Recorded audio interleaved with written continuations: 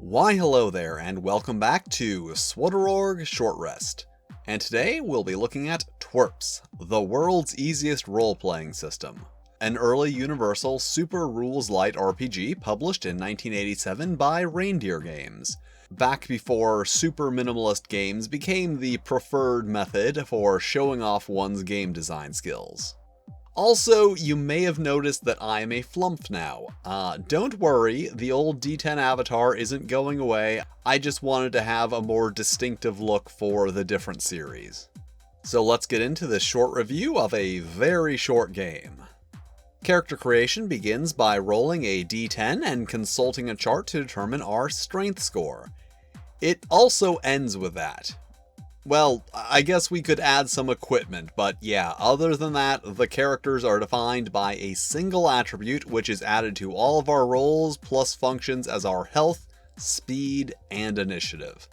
So when a character needs to do a thing, they roll a d10, add their strength, and if they beat the difficulty level, succeed. In combat, characters move in order of strength from lowest to highest, then attacks are made in order of strength from highest to lowest, with attacker and defender each rolling a d10 and adding their strength, plus any weapon or armor bonuses. If the attack roll beats the defense roll, the attack is successful and the target's strength is reduced by the damage value of the weapon. When a character enters a hex occupied by a hostile character, they cannot exit unless they have hit the opponent in the last round without being hit themselves. When a character's strength is reduced to 0, they are defeated, and when all opponents are defeated, each surviving character gains 1 victory point, which can then be used to increase their strength score at the cost of a number of points equal to the increased score. And that's it. That's the whole game.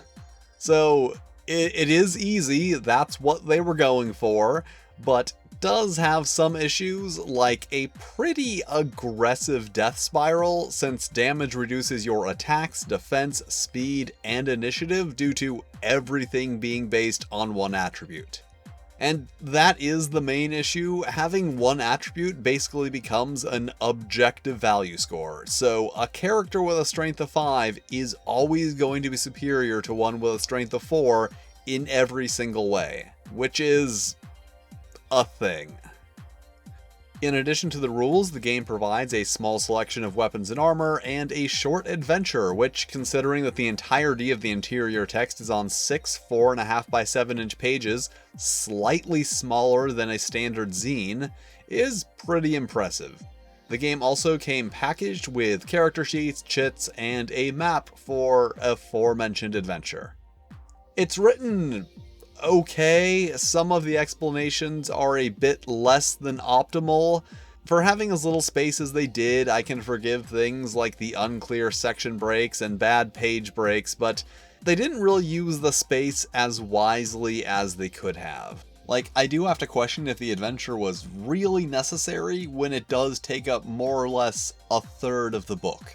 And there's also things like an other actions section which has multiple references pointing to it and literally just directs you to another section.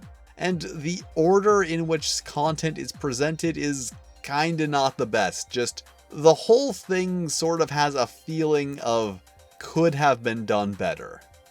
As stated, the entire book is 8 4.5 by 7 inch pages, including covers, and given the restrictions, it is laid out fine with some very charming art. Like, seriously, this is the entire book. And that was TWERPS, the world's easiest role-playing system. A game with character creation that is minimalist to a fault, mechanics that, while similarly minimal, are still functional, an okay amount of content given its size, definitely could have been better written, but is well put together with some cute art. But the real question here is, did they achieve the thing they were trying to do, making the world's easiest role-playing system? And I think the answer is yes, for the time. It is incredibly simple while still being functional, but it does feel a bit more like a design exercise than it does a serious game. Although, honestly, it is kinda hard to really analyze this thing within its original context, a point in time when game design was seriously stagnated, because I'm coming from a game design landscape where one-page and even 200-word RPGs are a common thing, so it's kinda hard to get an idea of how something like this would have felt back then. Alright, thank you for watching. If you enjoyed this video, why not check out my Patreon, where you can get early access to videos, exclusive art, and other random stuff.